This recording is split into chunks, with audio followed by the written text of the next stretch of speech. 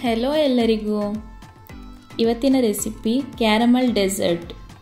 ತುಂಬಾ ಈಸಿಯಾಗಿ ಮಾಡುವಂಥ ರೆಸಿಪಿ. ಮೊದಲೊಂದು ಪಾತ್ರೆಗೆ 3 ಕಪ್ ಹಾಲನ್ನು ಹಾಕಬೇಕು.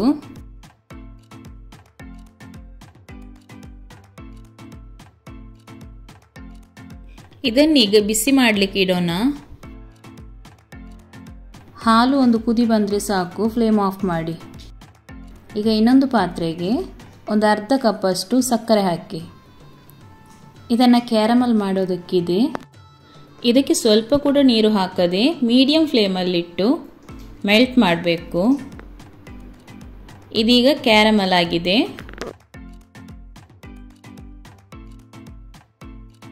ಇದಕ್ಕೀಗ ಕಾಯಿಸಿಟ್ಟ ಹಾಲನ್ನು ಸ್ವಲ್ಪ ಸ್ವಲ್ಪ ಹಾಕಿ ಮಿಕ್ಸ್ ಮಾಡ್ತಾ ಇರಬೇಕು. ಈ ರೀತಿ ಹಾಲನ್ನು ಸೇರಿಸುವಾಗ ಇದು ಕ್ಯಾರಮಲ್ ಗಟ್ಟಿಯಾಗುತ್ತೆ. ಇದನ್ನು ಹೈ ಫ್ಲೇಮಲ್ಲಿಟ್ಟು ಮಿಕ್ಸ್ ಮಾಡ್ತಾನೆ ಇರಬೇಕು. ಇದೇ ರೀತಿ ಹಾಲನ್ನು ಸೇರಿಸ್ತಾ ಕ್ಯಾರಮಲ್ ಮೆಲ್ಟ್ ಆಗುವವರೆಗೂ ಮಿಕ್ಸ್ ಮಾಡ್ತಾನೆ ಇರಬೇಕು. ಇದು ಒಂದು 5 ರಿಂದ 10 ನಿಮಿಷ ಹಿಡಿಬಹುದು.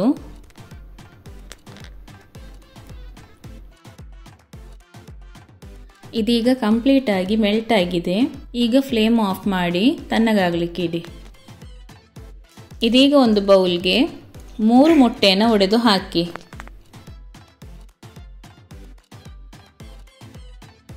ಒಂದು ಟೀ ಸ್ಪೂನ್ ವೆನಿಲಾ ಎಸೆನ್ಸ್ ಸೇರಿಸಿ.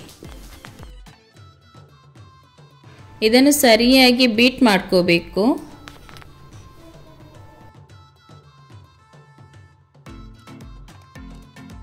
ಇಷ್ಟಾದರೆ ಸಾಕು. ಇದಕ್ಕೀಗ ಕ್ಯಾರಮಲ್ ಮಿಲ್ಕನ್ನು ಸ್ವಲ್ಪ ಸ್ವಲ್ಪ ಸೇರಿಸಿ ಮಿಕ್ಸ್ ಮಾಡ್ತಾ ಇರಿ. ಇನ್ನೂ ಯಾರು ನಮ್ಮ ಚಾನಲನ್ನು ಸಬ್ಸ್ಕ್ರೈಬ್ ಮಾಡಿಕೊಂಡಿಲ್ಲ, ಸಬ್ಸ್ಕ್ರೈಬ್ ಮಾಡಿಕೊಳ್ಳಿ. ಹಾಗೆ ಈ ರೆಸಿಪಿ ನಿಮಗೆ ಇಷ್ಟ ಆದರೆ ಪ್ಲೀಸ್ ಒಂದು ಲೈಕ್ ಕೊಡಿ. ಈ ವಿಡಿಯೋನ ಎಲ್ರಿಗೂ ಶೇರ್ ಮಾಡಿ ಸಪೋರ್ಟ್ ಮಾಡ್ತಾ ಇರಿ.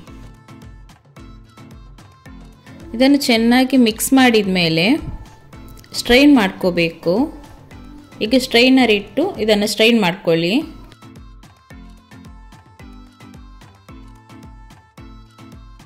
ಇದನ್ನು ಸ್ಟ್ರೈನ್ ಮಾಡಿದ ನಂತರ ಈ ರೀತಿಯ ಸಣ್ಣ ಗ್ಲಾಸ್ ಬೌಲ್ ಅಥವಾ ಸ್ಟೀಲ್ ಬೌಲ್ಗೆ ಹಾಕಿಡಿ.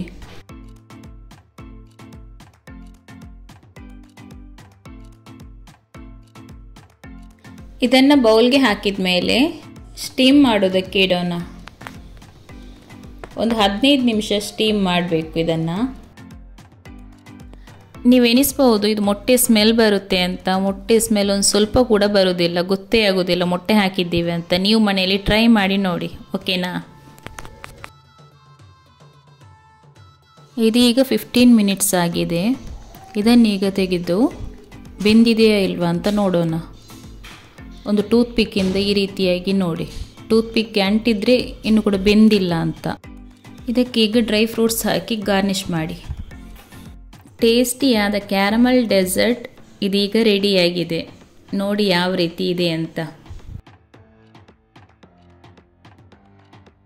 Thanks for watching.